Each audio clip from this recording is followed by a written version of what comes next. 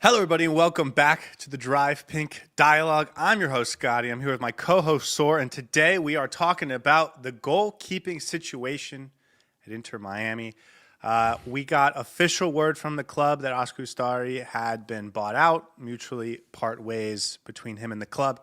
And now with three goalkeepers under contract, Dane St. Clair, Rocco Rios Novo, and Luis Barraza. We have our goalkeeping trio, and there are no loose ends. There's no battle for the third choice. I think this is as clearly defined of a position and as settled of a position as Inter Miami has on this roster, position group rather. So I think it's appropriate for us to do a Drive Pink preview. Saur, my friend, my co-host, how are you feeling on this lovely Tuesday night? I am feeling good. It's one more day to spring, so that puts me in good spirits. I am so done with the winter weather and I'm ready for some nice hot sun to be out. I will say we were talking about this offline, and it looks like Inter Miami's put us in a bit of a jeopardy here because they did their incoming business on one day, then they did their outgoing business on the next day, and now it just feels really slow. And there's not much happening in the Inter Miami world. It feels like last off season we had games back to back once every 3-4 days. Maybe I'm mistaken and maybe that's my memory failing me. But the preseason games are coming very, very slowly. Once a week is not nearly enough. And I am ready for the season to start. And what better way to wait for the season to start than to talk about Inter Miami's players and team for this season? The goalkeeping unit, I would love to get your opinion on this, but I think this might be the most settled unit in this Inter Miami roster.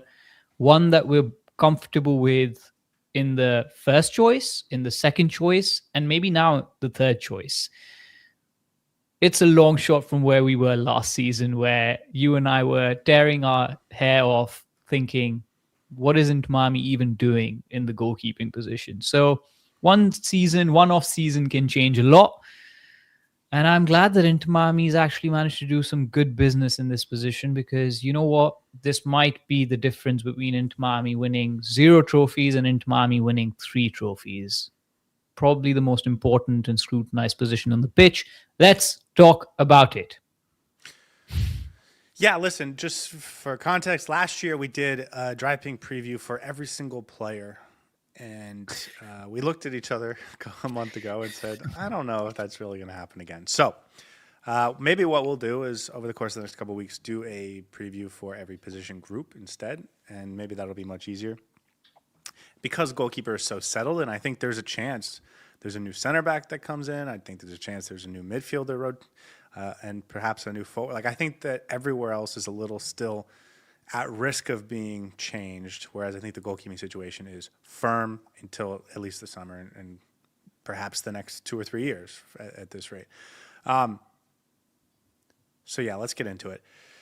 Dane St. Clair, Inter Miami signs him. It was a shock signing. We had heard that Inter Miami was looking for a new goalkeeper. I don't think that surprised us when we started to hear that. We heard some names from Argentina.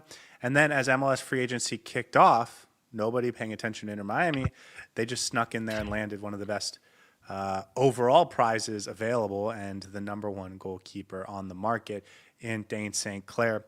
St. Clair coming off a 2025 MLS Goalkeeper of the Year award winning season. He was a 99th percentile shot stopper. He was fantastic in 2025 for Minnesota and has been really, really good all-star level caliber player for the last 4 seasons for Minnesota. So this is a guy in his prime that has proven it year after year after year after year in this league that he is a top-notch goalkeeper, and he delivered again in 2025. And then instead of going to Europe, instead of signing a big contract with Minnesota, he picks Inter Miami because he wants to win trophies, let's be honest, and he wants to play with the best. Before we get to the context of how we got to this situation, was that the most exciting moment of the offseason for you so far? Surely the most unexpected. I think this came in our faces immediately after we won the MLS Cup. it almost felt like Inter Miami had already positioned themselves for this particular incoming. I don't know if Inter Miami would have won or lost the MLS Cup, and that would have changed St. Clair's decision. So I almost want to say that he came to Inter Miami because he saw what the project was.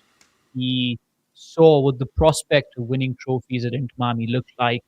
The chance to play with Messi, I doubt any player can actually pass that up. And he decided to come even before we played that final against Vancouver. But I will say that final against Vancouver really helped us in one way, and that is recruit some of the best in class across the MLS. And that's what this off season is about. That's what this front office wanted to do. And what better way to lay down the marker than bring the goalkeeper of the year in the MLS to into Miami? I don't know if this is the most exciting for me because, of course, the goalkeeping position is never the most exciting. It's always the striker, it's always a midfielder. But this is the most unexpected and one I think that might prove to be extremely important for Inter Miami's quest for trophies this season. Took me by surprise, a pleasant surprise, and I'm glad Inter Miami was able to pull this off. And what does it say that we can bring in one of the best goalkeepers in the MLS in the blink of an eye? And that transforms the entire back unit because that's where your back unit starts in the goal. So very happy with this acquisition. Yeah, just to add some context, Inter Miami went into 2025 and Javier Mascherano came in as a brand new coach, and they clearly wanted to upgrade the goalkeeping spot. And we saw that last winter when the team was trying to make acquisitions, and ultimately they got worse at the position because of their efforts and kind of got bailed out at the end that they had a goalkeeper on the bench who ended up being more than serviceable in Rocco Rios Novo, who comes in at the end and helps deliver Inter Miami a MLS Cup title. But Rocco was 22 and young and had started 15 games and isn't necessarily the profile of a superstar goalkeeping prospect. Like he is undersized for the position, and I think there's a lot of reasons for Inter Miami to not be comfortable just going with Rocco into a early part of the season where big games are must win right away. I would have been happy with sticking with Rocco because of what he showed at the end, and also because I'm not sure this club did a great job trying to address the goalkeeping situation in the previous 12 months. But then we heard they're bringing in Dane St. Clair, and I think everything changed because this guy is a bona fide stud, in my opinion. Clearly the best goalkeeper in the MLS in 2025 and is the type of goalkeeper that can win you games, I think, just with his ability to keep the ball out of the back of the net. So to go get that piece, immediate upgrade, I think. Not just an immediate upgrade, but like a substantial upgrade that will be so much better than the person he's replacing that it will make up for deficiencies you might lose elsewhere on your roster. And Inter Miami is going to have to do that because they're losing a couple legends in their starting 11. So it was like a key piece, in my opinion. And then for them to follow it up by bringing back Rocco Rios Novo regardless, and now he's an MLS Cup winning goalkeeper and 22 and probably has other options or should have other options at this point to be a starting goalkeeper. To get that player to come back and commit to Inter Miami as the backup, incredible business. I did not think it was going to be possible as this whole thing was playing out. And then Luis Peraza, who they've recently signed as their third choice goalkeeper, is a guy that played 25 games in the MLS last year. He has plenty of experience. He's also not super old. I think he's 29. And so Inter Miami now ends up with the MLS goalkeeper of the year, the MLS Cup winning goalkeeper, and their third choice is a guy that played 25 games as a starter last year in the MLS. So I want to start by saying kudos to the club. I don't think they could have done anything better than what they did this winter. So congratulations to them. And I just want to give them huge applause because I criticize them so much for the goalkeeping decisions they made, and I think they absolutely nailed it this winter. I do want to harp on the context just slightly longer. Last season, it was really problematic because Inter Miami seemed to have cornered themselves with the choices that they made in the goalkeeping position. Drake Callender was almost frozen out. You give Oscar Ustari this massive contract at the start of the season. You bring Rocco Rios Novo, who I believe was meant to be the number two. You eventually get rid of Drake Callender, excuse me. And then you see Inter Miami's fan base was very favorable towards Oscar Ustari and certain performances that he put in. And he did have decent performances, some good saves. But I want to give you credit here because you were always on the train of this is not good enough for us. You brought out the stats. You showed exactly how Inter Miami's goalkeeping position is actually costing us more points than in the last two seasons, even under Drake Callender. So there was obviously this regression with Oscar Ustari in goal, and Inter Miami was forced to play their hand of bringing in Rocco Rios Nova as their number one 5 games before we were about to start the playoffs. I think kudos to Javi Mascherano for making that decision when that happened. I didn't expect him to. I thought he would die under the hill of 2 games. Yeah. I thought he would die on the hill of keeping Oscar Ustari as his number one. But I also want to use that as an example of how us as Inter Miami fans seem to be quite. We have a love-hate relationship with the goalkeeping position in general at this club. We never appreciated Drake Callender in his entirety when he was here. There was always criticism for either his play on the feet. There was some criticism about his ability to save goals. People criticized him for making errors from time to time.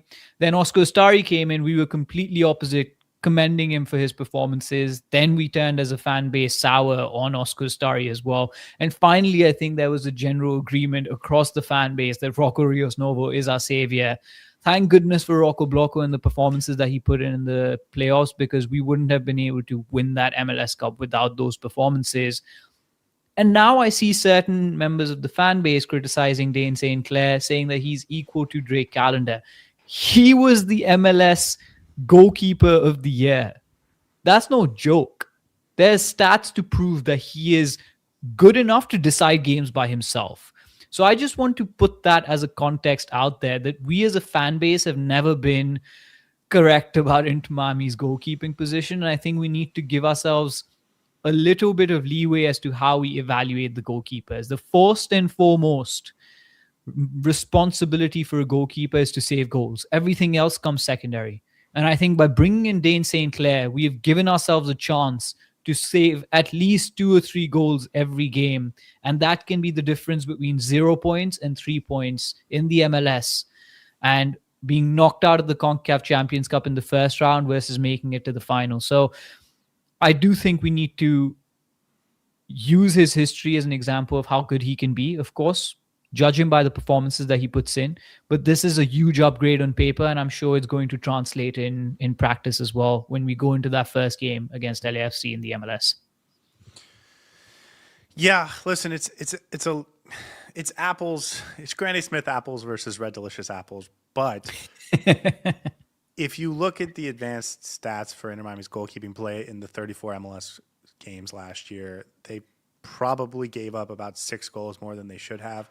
And Dane St. Clair saved about 10 goals more than he should have. So you're talking about a 16-goal swing in how impactful your goalkeeper is in terms of like goals allowed versus goals not allowed. Like, think about how big of a difference 16 goals over the course of a 34-game season. It's half a goal every game. So I really, if Dane St. Clair comes to Miami and he settles in, and I know it's a different style, and that's why I say it's Granny Smith versus Red Delicious, because it's a different style of soccer that he'll be playing in Inter Miami. But if he can produce in a similar fashion, like, I think he could be the biggest acquisition we make all season. Most impactful as well. Most impactful. I find it hard to imagine a goal scorer that's going to add 16 goals to what Inter Miami was able to produce last season. Like, it does feel like this is the one spot where it was the easiest, most common sense position to improve. And they didn't just improve, they got an elite level goalkeeper for this league. So, again, I think they did a fantastic job. I really, really did. And so, I just want to keep giving them credit. As far as Dane St. Clair as a player, let's talk about expectations, because the thing that he did last year was play on a very defensive, low box style team, and he was asked to make a ton of saves, and he made a ton of saves. Now he's going to be asked to play on a team that has high possession, that plays high up the field. There's going to be some opportunities on the counter. He's going to have to make 3 or 4 saves a game, but he's going to have to make them all. So it's going to be less about volume shot stopping and more about timely shot stopping. Now, obviously, if you're in the 99th percentile, you're doing both. But it is a little bit of a different game. The sort of attention to detail, I think, is a little more is a little different. The reading of the game is a little different. How good he is at coming out for balls and sweeping up, I think, is going to, if he's good at it, he'll be fine. If he's not good at it, that can affect your confidence. So I think there are factors that we haven't seen that make us unsure whether this will be an absolute perfect fit. But man, everything that you do see is just really, really, really good. And we've seen a couple of instances of him doing the basics really well in the preseason games as well. I'm not going to say he stood out by any means. He had one really good goal conceded against him in the last preseason game, but just going down quickly, closing down the space, closing down the angles, being agile, being nimble on his feet. He does those things really well. Now, he's a bit clunky to look at as a goalkeeper. I think his arms look longer than his actual torso, but there's a little bit of he looks very clunky as a goalkeeper, as a player. But I don't think that should count against him. Again, you're absolutely right in the sense that he may not be the perfect goalkeeper across the board. He's not a Manuel Neuer who's making the saves, sweeping, doing everything correct. Well, he could be. But I do think it could be. Exactly. He could be that. How old is he? He's in his 20s, right? Yeah, he's 29. That's 28. He's young for a goalkeeper, turns 29 in May. There's obviously room to improve, room to learn, room to grow. But there's all the ingredients here for him to be a class goalkeeper for Inter Miami. And I don't think we should discount him even before Inter Miami's played a single game at the start of the season. I'm not discounting him. You're not discounting him. Give him a chance. I'm sure he's going to come out on top. To the contrary, I think he's going to be fantastic. I'm just stating things that we haven't seen yet from him. Here's the other thing that I'm very excited about. I want to word this right. In 2023 and in 2024 and in 2022, we had a goalkeeper that was capable of making, on occasion, that 1% save. Like, it's point blank, and he just could get his arm in the right spot to make a save, and it would be momentum changing. And I get that goalkeeper sometimes would have a blunder and he wasn't great with his feet or whatever, and all the criticisms I've heard. But we did not have that at all last year. I don't think there was a single shot saved last year by any goalkeeper on Inter Miami that was like a 1% momentum shifting, a game saving save. Now, there were some good ones. I don't want to discredit everything, but those truly elite saves that make it on MLS Wraparound that everyone's talking about for the next week, and the MLS Twitter account has to post because it's so fantastic. I think we're going to get those again this year. And if you can sort of compound the momentum swing that a goalkeeper can provide by saving your team, and then put this offense as the beneficiary and the recipient of it, and this crowd, and hopefully Miami Freedom Park, man, it'll be really interesting to see how Dane St. Clair can get the Miami Freedom Park going. But like, you create that momentum for your team, and then you give the ball to this offense. Like, I am really interested to see what that could look like. And so I think this is a fantastic signing, and I've said it 3 times already, but I really do. And for this CONCACAF Champions run, I think he's the perfect goalkeeper for Inter Miami. And Not to harp on this, we can tie a bow in this conversation with this last comment, but I don't like the conversations that are happening about Dane St. Clair right now because we've only played 2 games. The backline has not looked good. We've not played our first choice backline. Our midfield does not look settled. Players are going to be a lot more open. He is going to face a lot more goals on his, a lot more shots on his goal. It's so simple as a goalkeeper. If he can do the basics right, I think that just settles the entire team so much. And that's all he needs to know. I don't need him to be world class at distributing the ball. I don't need him pinging the ball across long into the striker. I don't need him doing the fancy stuff. All I need from him is the basics to put some confidence in the back line. And I'm sure once we have a settled backline partnership with Maxi Falcone and Mikael, and they develop some sort of a chemistry with the goalkeeper, you actually get into the momentum of the team. He builds his confidence. He gets chemistry with the players in front of him. He starts commanding the backline. He looks like a player who's going to instill that sense of confidence in the whole team by making those important saves. You've only seen him for 2 games. He hasn't even played the full 90 minutes in each of those games. There's so much time for this player to actually grow into his own. I don't like the conversations that are happening right now. Use at least 10, 15 games before you actually start making judgments because again, I think there's a lot to this player and we'll see with time how good he can be for Inter Miami. And I agree with you. I think I'm very confident that he will come good for Inter Miami. Yeah, it should also be mentioned. He wasn't training for the first week with the team. Like he got a late start to training also. So I don't think anyone should take anything into consideration Exactly. from what we've seen in the first 2 preseason games. If I'm being totally honest, here's the one thing about Dane St. Clair that is on my mind, because again, a lot of people from Minnesota were. Sorry, before I get into that, Sean makes the perfect comment. He gets a grace period until CONCACAF Champions Cup starts because that's why he's here. He's here to help them win the CONCACAF Champions Cup and sort of along the same lines as Herman Berterame. Like, that's what this is all about. That's why these guys are being brought in to win that trophy. And so until you are costing them in a way in that tournament, like you get your grace period. And again, that's only 6 weeks away. Okay, my thought about Dane St. Clair, and I've had it since basically the day he signed, is that I'm not convinced this is going to be a long-term marriage between Inter Miami and Dane St. Clair. A lot of people in Minnesota were surprised he would stay in the MLS if it wasn't to re-sign with Minnesota. He had a great relationship with Minnesota and had been there for his whole career. He was drafted out of Maryland to Minnesota.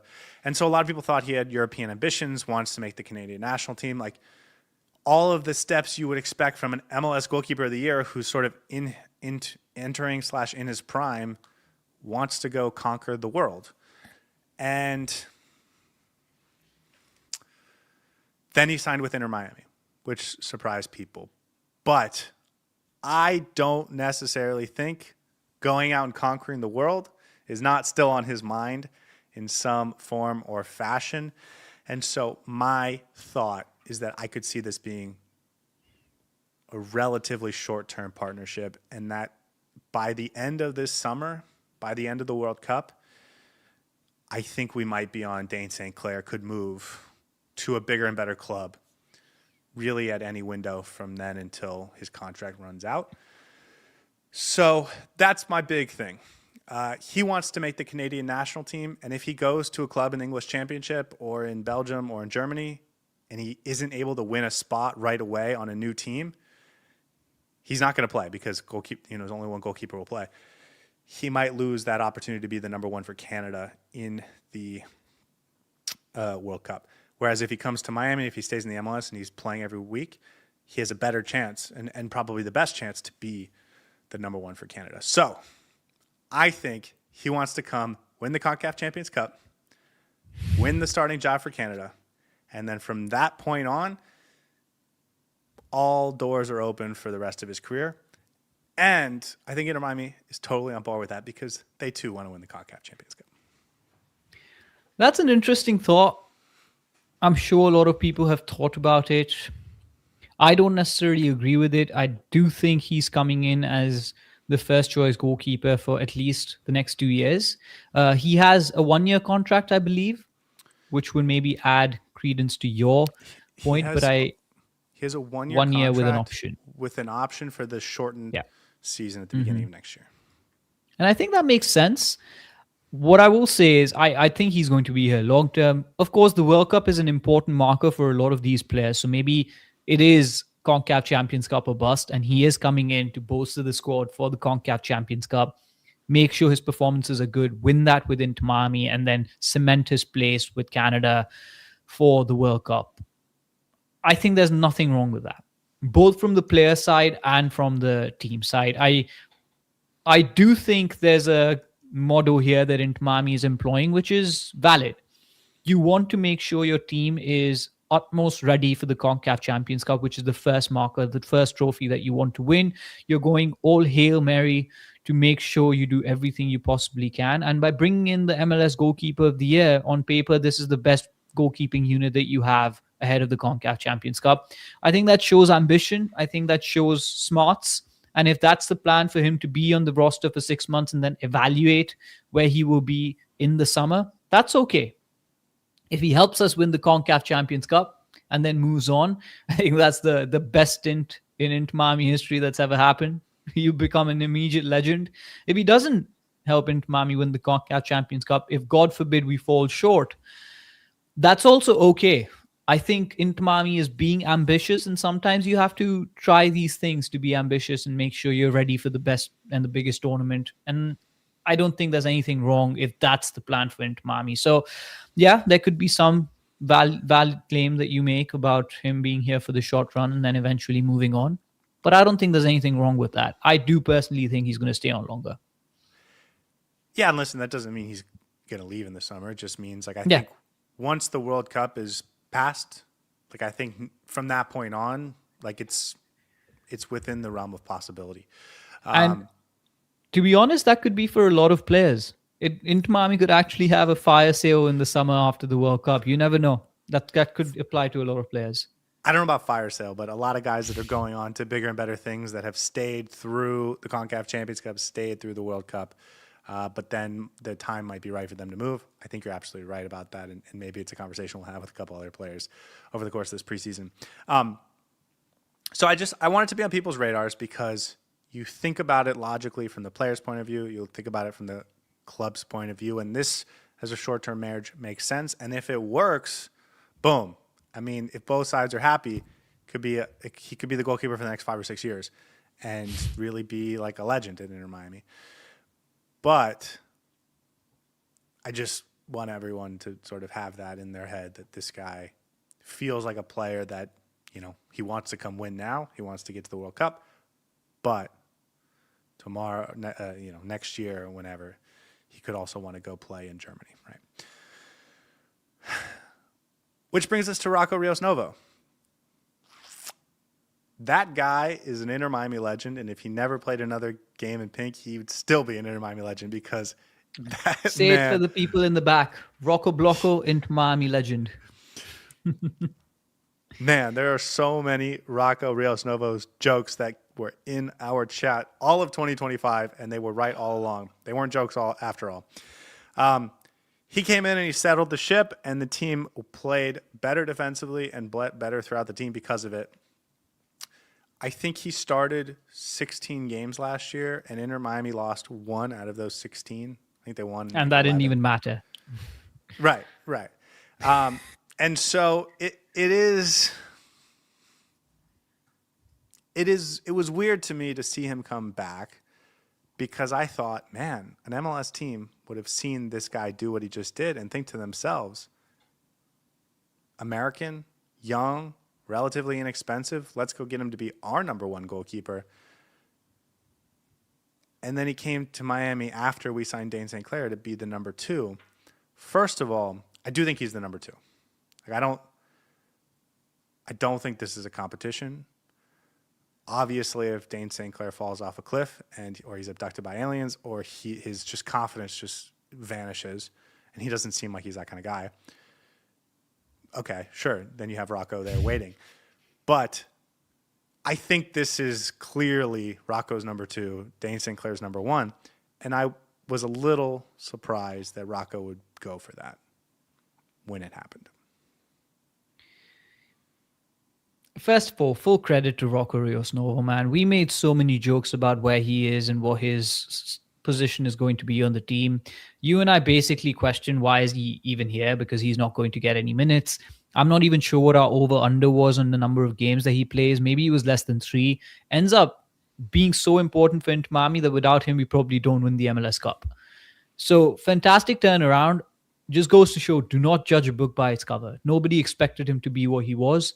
And I'm glad that he turned out to be the Inter Miami goalkeeper to win us our first MLS Cup.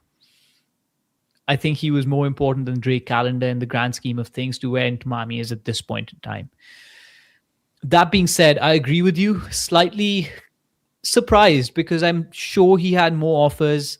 He's an MLS Cup champion. Whether he had offers from the MLS or somewhere in South America or elsewhere, he could have been a number 1. And the fact that he's coming back to be a number 2 just goes to show that he wants to be around this Inter Miami squad, wants to do big things this season as well. I will say, if we went in with Rocco Rios Novo as our number 1, I would have been comfortable. Me too. But there still would have been question marks about, we could have improved our goalkeeping unit if we wanted to. I don't think there are many goalkeepers out there that we would be having this conversation with where we would be thinking Rocco is clearly number 2 or this guy is clearly an upgrade on Rocco. Rocco was really good last year, and I get he doesn't have the physical profile of what you would think of as a star goalkeeper, but the numbers didn't lie. He was really good, and there are a few goalkeepers that I think were like obvious upgrades on Rocco. Inter Miami just happened to get one. And so, to your point, like I think Rocco could have gotten and been a number 1 goalkeeper somewhere. The fact that he's choosing to come to Inter Miami, says something about the fact that he enjoyed being at Inter Miami and he enjoys being around this team, and that's awesome, and he is sort of have a piece of club history. I think it also goes to my point about Dane St. Clair where, listen, Rocco, you're 22. Maybe he's 23 now. You don't need to be a locked-in number 1 now. What we're going to give you is a pathway to be our number 1 in either 6, 12, or 18 months. Whenever it is, you're going to be the guy. And so come now. Let's get you under contract here, not on loan, let's make this permanent. And then when Dane St. Clair leaves, whether it's in 6 months, 12, 18, whenever it is, you're going to be our guy. And here you now have a path to be a goalkeeper at Inter Miami, a starting goalkeeper at Inter Miami for the long run. The long run. And that to me is like a sell that I think makes sense to Rocco, where you can say, man, I could have been the goalkeeper at Houston, for example. Houston just had to go buy Jonathan Sirois from Montreal. Like, that's a team that I think would have been happy to have Rocco Rios Novo. But I'd rather be the number 1 at Miami for the next 5 years. If I only have to wait 6 to 12 months, I'm okay with that. And that's an attractive prospect. He doesn't need to prove himself anymore this season. Last season was about, can he actually do it in the big games? Can he be Inter Miami's number 1 goalkeeper? Now he's already proven that he can. So he's just going to bide his time. The competition between goalkeepers is always healthy.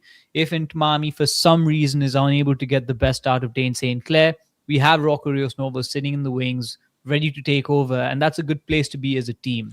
It's going to keep Dane St. Clair on his toes as well. He, I think, is going to obviously consider himself as the number 1, but it's always good to have a good backup. And you're right. I think 22 is an infant for a goalkeeper. We had a 40-year-old in the team last season, so we've basically lost out on twice the age of Rocco Rios Novo by moving Ostari on. Our goalkeeping age has significantly gone down on the average. So he has time. He's already won the MLS Cup. And if that's the pathway that Inter Miami is offering to him, bringing him in now so that he's there for the future, I think that's an attractive proposition. And I'm just glad that we have two goalkeepers who can start on any day, and you and I would be very comfortable with that. I don't think Inter Miami has ever been in such a position before, which is great. I do just want to reiterate, I don't think this is a competition. I think there's a Yeah, clear number one that makes and a sense. clear number two. And Rocco is, like you said, if he's starting, I'm very comfortable with that. But like, I don't think he has a chance to overtake Dane St. Clair because St. Clair has a bad game. Like, I don't think St. Clair's looking over his shoulder. I really don't. And again, there are a few goalkeepers that they could have gotten that I would have said that about, but I do think Dane St. Clair is one of them. Let's talk about Rocco's role in 2026 because I just said it. He's not the number one. I don't think he's going to be the number one at any point this season, but he's also has enough cachet to say, I want to play some. And so what does that look like? I think he's going to play the Leagues Cup. I think that's his tournament. And we've seen that with a lot of teams where they say, they go to the backup and they say, Leagues Cup is your tournament. US Open Cup is your tournament. Like you get to, you're the starter for those and you'll be the backup in the league and then playoffs. So I think for Inter Miami, the CONCACAF Champions Cup and the MLS are going to be Dane St. Clair's tournaments or, league and tournament. And that the Leagues Cup and maybe the Campeones Cup are going to be Rocco Rios Novo, which means he could still play 4, 5, 6 games this year, 7, I guess up to 7 games scheduled. And then I also think there's maybe 1 or 2 MLS games where the team rotates that he gets a start, which means he could play 6 to 8 games this year, assuming everything goes to plan with what you're doing with Dane St. Clair. And then I'll just continue to say the upside that maybe Dane St. Clair does leave at some point and you just become the full-on starter.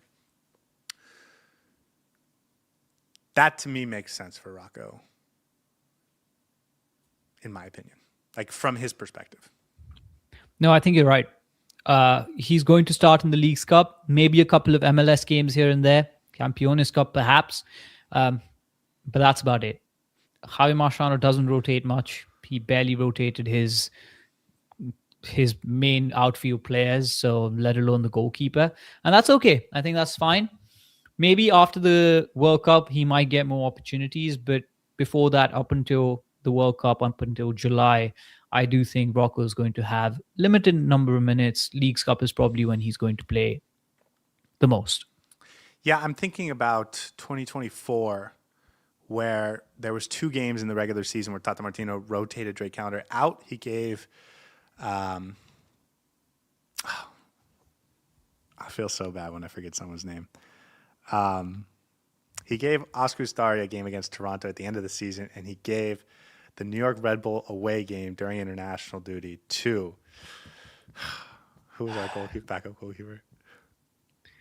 I feel terrible. It's on my tongue. This year. I know, it's on my tongue. Anyways, that was 2 MLS games. Inter Miami was rotating. The backup goalkeeper got a chance. We've seen that in the past where the US Open Cup where we got Marsman an opportunity and stuff like that.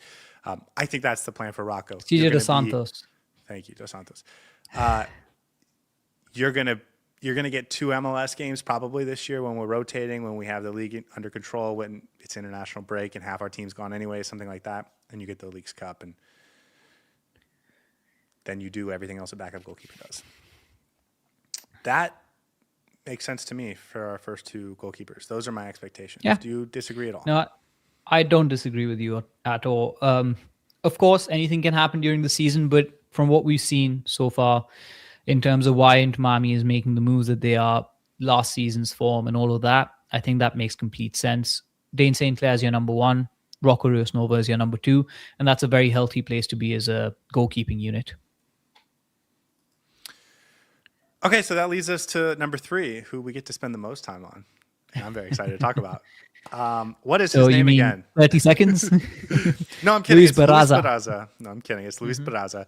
I think he fits every box you would want to check on your third goalkeeper choice. He's American, won't take up an international roster slot, will not be expensive, has played before. He's not a 19-year-old. He is proven in 29. the MLS to at least some extent. He is 29. He's proven in the MLS to some extent where I'm not saying he's been fantastic in the MLS, but he has played MLS games. He's not going to be overwhelmed by the environment. And he's coming in knowing he's going to be the third choice goalkeeper and comfortable and accepting. And I'm sure the off the field reasons he wants to do that are, I want to try and win another MLS Cup. I want to be a part of this winning team, even if it means I'm not the starter. He was one of the major starters for DC United last year. I think he played in 25 games. Obviously started most, if not all of those. So he has MLS experience. This feels like a guy that could have been our backup goalkeeper if things had gone differently. And instead he's our third choice goalkeeper. And if that's the scenario, I love that too. I think they did a great job.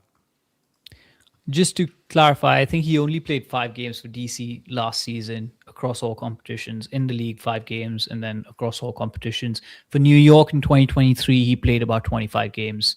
And then he played for New York's second team in 2024, I believe. But still, your point holds. he's an MLS veteran, if you want to call it that, at the age of 29. Has a lot of experience, has won for the record, just for the record, he played 24 games last year for DC United. Did he actually? Yeah. Well, clearly my stats person is incorrect. Again, plenty of experience at the MLS level. He has experience playing for big teams, NYCFC, DC United. I believe he was on the NYCFC team when they won the MLS Cup and the Campeones Cup. So he has the experience of being a champion and experiencing that 1 star on his chest as well. This is exactly what you want from your third choice goalkeeper. We had Willie Yarbrough, for heaven's sake, last season as our third choice, who we never saw play for Inter Miami even once. Maybe one game, I don't remember. No. But that's a very healthy place to be. He could have easily been a second choice goalkeeper on any team. And the fact that he's coming to Inter Miami as a third choice is huge. I think that goes to show a lot. He's not some 40-year-old extreme veteran who's going to retire in the next 6 months. He is somebody who still has a lot of his career ahead of him. He's only 29. And the fact that he's willing to be Inter Miami's third choice goalkeeper may actually add some value to your claim that Dane St. Clair's only here for 6 months. And then we move both Rocco Rios Novo and Luis Barraza a step up and he becomes second choice.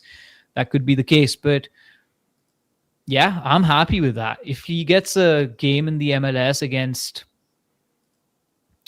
San Diego, against Houston, Austin, some of those teams, it's fine. That's okay. You know, it's funny. Last year when we were doing this, we did an individual episode for Drake Calendar, for Oscar Sari, and for Rocco Rios Novo. And I said with a straight face, I think Rocco will get 0 minutes in 2025. Of course, that was dumb. But I think there's a very good chance he sees 0 minutes in 2026. And then next year, I think he could go sign on with another MLS team as a backup. But I think the opportunity and experience to be part of a winner like this is probably pretty appealing. And what's the difference between being a backup on a average to bad team versus being a third stringer on a great team is you get to potentially win some great things. So that's kind of my expectation for Barraza. I'm sure that he wouldn't have made it this long into his career if he wasn't also, a great guy, and he speaks Spanish. I'm sure he'll fit into the locker room and all that stuff. So it's a great signing for your third choice keeper. Great signing for your second choice keeper. Great signing for your first choice keeper. Truthfully, there's a chance Inter Miami has the best goalkeeper in the league, the best second choice goalkeeper in the league, and the best third choice goalkeeper in the league. And so, again, kudos to the front office for making that happen. The biggest weakness in terms of a position in 2025, and I think they maybe made it the biggest strength comparatively, behind Messi, to any other MLS team. No, I think you make a great point that this was the weakest Inter Miami link last season, and this is probably the strongest Inter Miami link this season, apart from Messi. What an upgrade across the board, all 3 players. And listen, we're talking about the potential on paper right now because the season hasn't started. We're going to evaluate their performances for Inter Miami based on what they show on the pitch. But at this point in time, it's hard not to be very optimistic about where we are as a goalkeeping unit. And I'm very happy with the business that Inter Miami's front office has done. Quick, effective, and exactly what we needed. So you can't ask for more. I don't understand the fan base who's trying to criticize players right now already in the preseason. We've only seen 2 games. So let's give it time. Let's see what they do when they take the pitch. And I think Inter Miami's goalkeeping spot is in a good position right now. I think if there was any position to let yourself be excited about, I think this is absolutely it. In my opinion, saying that it's a good spot feels like it's underselling it. I don't know how they could have done this any better. They got the I think best that's a goalkeeper in the really league. good way to put. You said it right. There's no if I was to create the most perfect way Inter Miami goes about their goalkeeping position and acquiring those players, like filling up a player who's doesn't take an international roster slot, is not a DP level, like all those facts, if you take those into account and think about it more as a unit, okay, what do you want from your first choice, second choice, third choice? I think this would be one of, if not the most optimal way to construct your goalkeeping roster. I think that's the way to look at it. And I don't think we could have done any better. So I agree with you. Yeah, again, you got the MLS goalkeeper of the year, the best keeper in the MLS last year, to take a pay cut to come to you. You got the MLS Cup champion goalkeeper to come back to be your second string in case something goes wrong, which means in case you have an alien abduction, you still have a great goalkeeper. And then you have a guy that should be a second string, getting a few games here and there on an MLS team to be your emergency choice goalkeeper. It's a fantastic situation.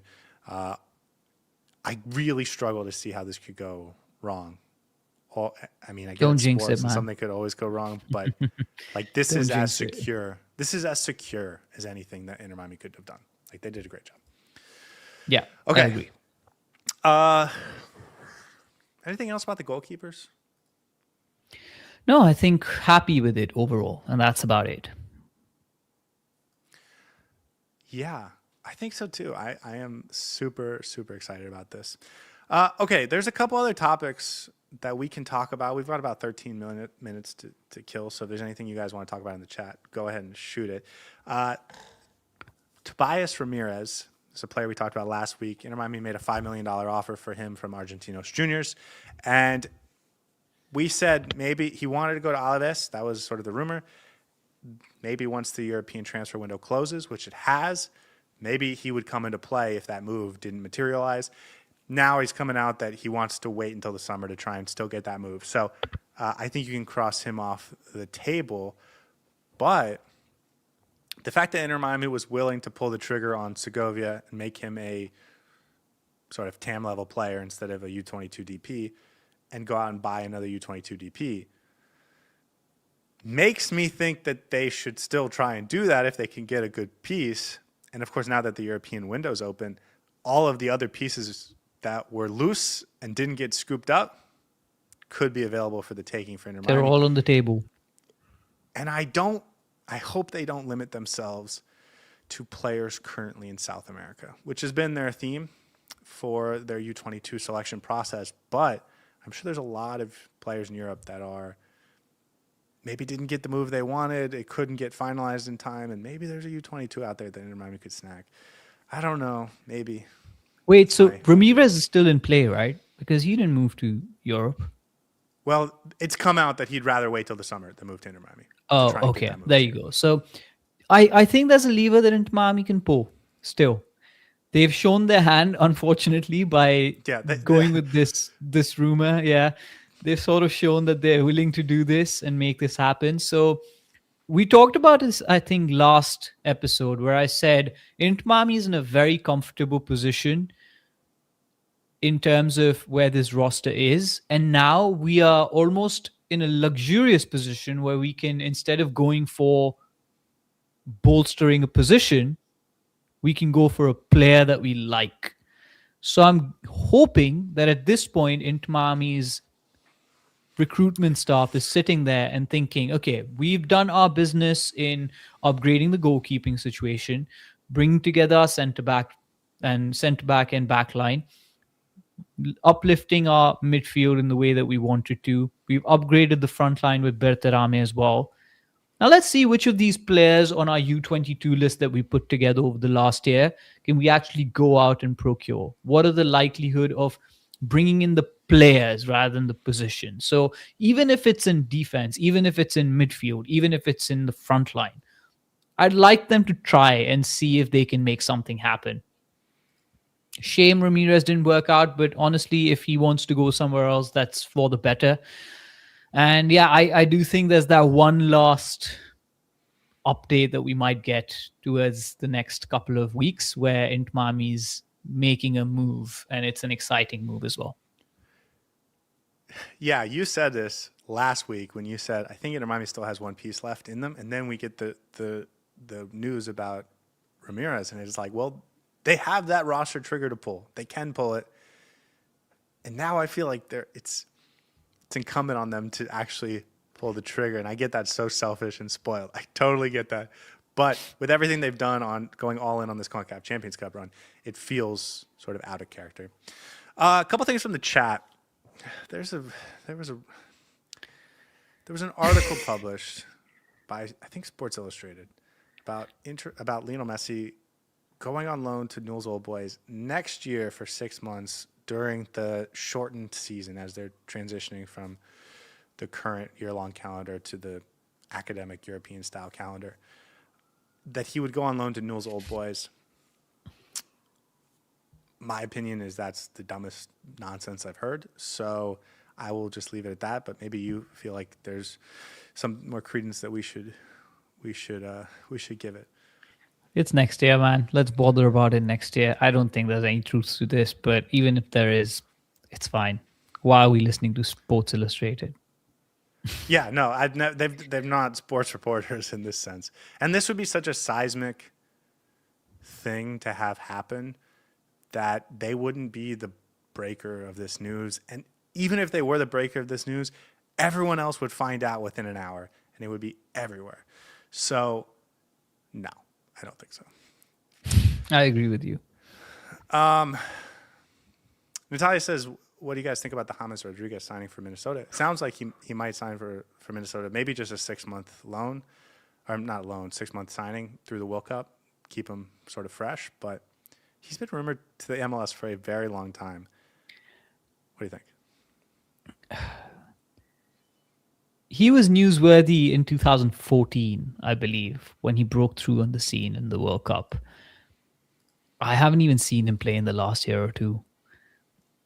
I don't know what he looks like in the MLS. Is he still sharp? Why is he coming? Maybe, of course, he wants to confirm his place in the Colombian squad, stay fresh for that. But yeah, I think he was a great player who could have been, but not one that excites me to the level of someone like Heung-min Son or, well, Lionel Messi. So yeah, it'll be good for the MLS. Brings more eyes. Someone in the chat can correct me if I'm wrong. If I'm wrong, but my impression of James Rodriguez is that he sucks for every team he's played for the last 10 years.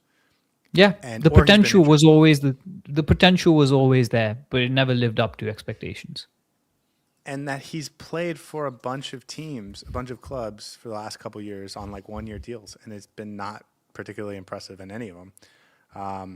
León, Rayo Vallecano, Sao Paulo, Olympiacos, Al Rayyan, Everton. Like it's been a lot of 1-year stops. I don't even remember him playing for Everton. Jeez, it's been that long. But yeah, he did play for Everton. My impression is that I think that's really cool and exciting for Minnesota, and I hope he has a lot of fun. Yeah. And I'll watch if he's playing. I'll watch, but I have like low expectations. On the other end, Obed Vargas going to Atletico Madrid. Yeah, he's going. Man, yeah, he's a stud. Great move for him. Great move for him. I am so sad. Why are you sad? Orlando's losing him. Why are you sad? Obed Vargas is leaving from Seattle. Seattle. Sorry, yeah. He represented the U.S.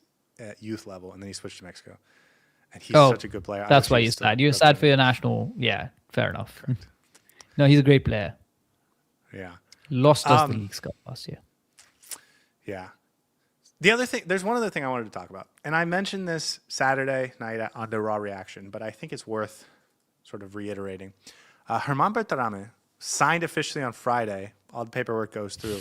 Then he flies himself down to Colombia and gets himself prepared to play in a preseason game 24 hours after officially signing. Did not travel with the team, had not trained with the team. And like it's just such a level of commitment and desire. And I do think this at least somewhat tracks with his desire to want to play for Mexico at the World Cup and wanting to be involved with them and wanting to make sure he hits the ground running now so that he can score a ton of goals and make himself undeniable. And that will be a hard team to crack because they have some strikers in Europe that are doing some good things. But it really excites me about the potential of what it could mean for Inter Miami if this player is not just fully committed to the project, but fully committed to being a superstar from day one. And that's what it seems like. And I don't think enough of us are talking about it because it's just a new signing and we don't normally think about it, but it feels like it will be impactful in this early tournament that Inter Miami is trying to win.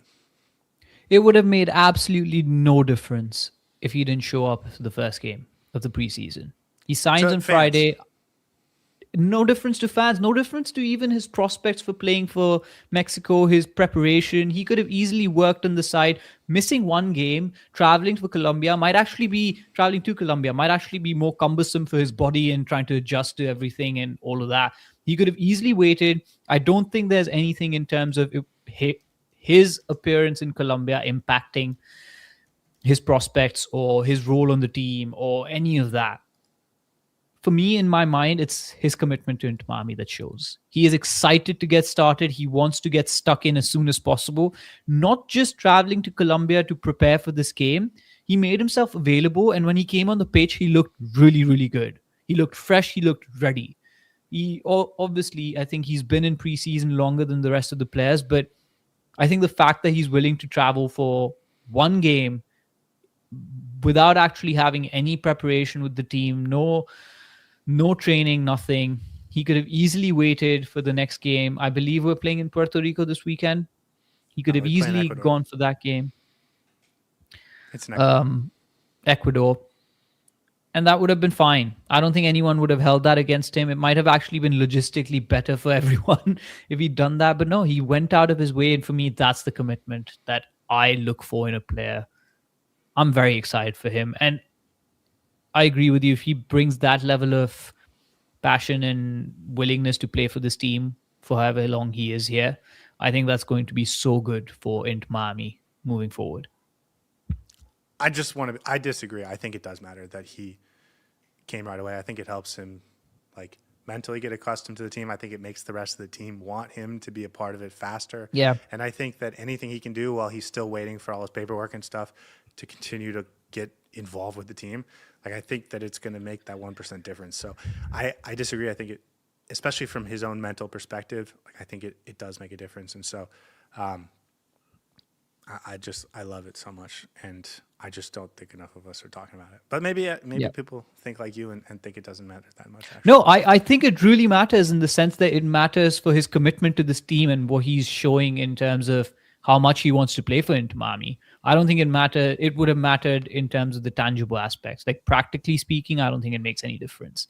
But in terms of the intangibles of how much he actually wants to play for Inter Miami, how quickly he wants to get integrated into the team, I think it makes a big difference.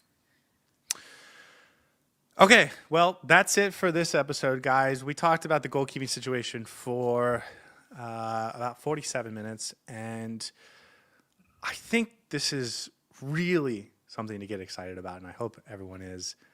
Obviously, I think we should all be excited about what Lionel Messi is going to be in 2026 because, of course, and the potential Herman Bertarame can bring to this team and what they've done with this back line I think is immense, but they might still go sign another center back. They might still go add in another attacking midfielder or another winger of some sort. Like I think those positions are still malleable in what the final product looks like. I think the goalkeeping situation is set.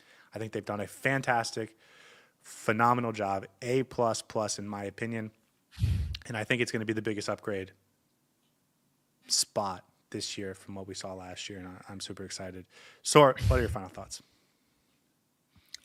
What better way to start off the season than to make sure your spine and the head of your spine is perfectly ready? And I love that. I absolutely love that. Now let's go and do the rest of the business in the rest of the spine: center back, midfield, and forward line. And by let's go do business, I mean you and I talk about it in the next episodes. Okay, guys, thank you so much for joining us. We will see you guys next time, but until then, have a lovely night. See you then. Hey everybody, thanks for tuning in. Do us a favor and hit that like and subscribe button. Since our first viewer, sharing this with you all has been the very best part. So from the beginning until the end, thank you for being a part of this and have a wonderful day.